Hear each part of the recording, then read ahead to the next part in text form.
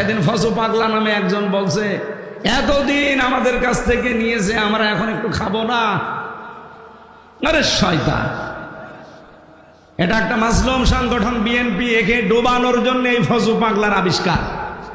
আমার মনে হয় এই ফজু নামে এই লোকটাকে পাবনায় পাঠানো দরকার। ওর বাড়ি হচ্ছে কিশোরগঞ্জ। পাবনায় পাঠিয়ে বড় ইঞ্জেকশন এসে, সেদিন আমি পাবনায় গিয়েছিলাম, যে দেখি পাগল সব প্রায় চলে গেছে। 750-800 পাগল থাকে সেখানে, মাত্র আর 150-র উপরে আছে মাত্র কয়েকজন। বললাম পাগল, বলছে সব ভালো হয়ে গেছে, চলে গেছে।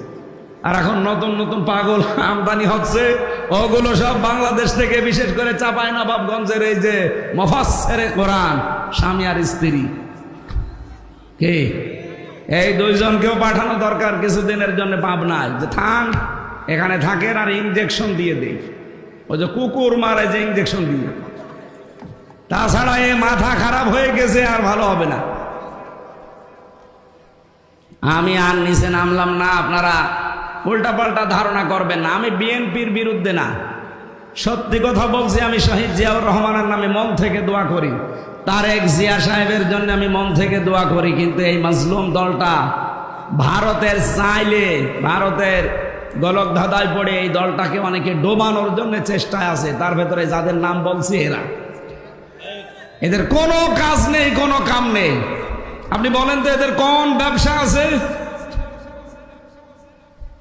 বাংলাদেশে কেউ যদি রাজনীতি করতে চান, তারা আলাদা কর্মজীবন থাকা লাগবে। আর রাজনীতি যদি আপনার কর্মজীবন হয়, আপনি তো দুর্নীতি করবেন 1 আর 2। কি কথা বলেন না কেন? আল্লাহ আমাদের সামনে জাতিকে যেন বাঁচান, বলেন আমিন। সূরা ফাতাহ, ফাতাহ মানে বিজয়। ফাতাহ মানে কি? সামনে বিজয়ের সম্ভাবনা দেখা যাচ্ছে, এই জন্য এই আয়াতগুলো পড়েছি আমরা। তাফসির আকারে কথা বলতে হলে উসুলে তাফসিরের যে নিয়ম নীতিগুলো আছে, মূল নীতি 13টা থেকে 15টা, এগুলো এতগুলো বলতে গেলে আজান দিয়ে দেবে। আমি একেবারে আয়াতে চলে যাচ্ছি একবারে। এই আপনারা ওঠেন কেন? বৃষ্টি নামছে? বৃষ্টি নেই, বসেন, ঠান্ডা হয়ে গেছে। এটা ধরে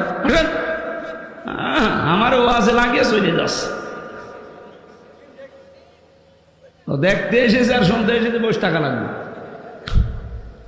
সূরা ফাতিহা থেকে বলছি এবার 28 এবং 29 নম্বর আয়াতের প্রথম অংশে বিশ্ব নবী মুহাম্মদুর রাসূলুল্লাহ সাল্লাল্লাহু আলাইহি ওয়াসাল্লামকে আল্লাহ নির্দেশ দিচ্ছেন, ওয়াল্লাযী আরসালা রাসূলাহু বিল হুদা